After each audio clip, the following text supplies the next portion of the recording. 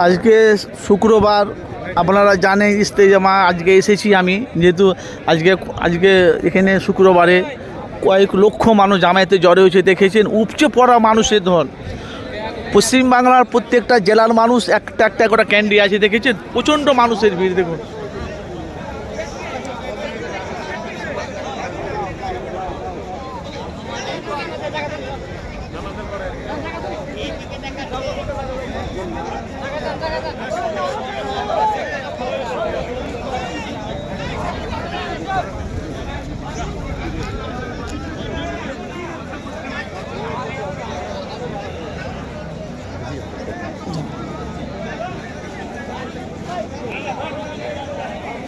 নামাজটার জন্যই এসেছি আমি, নাহলে আমি আসতে কখন চলে যেতাম।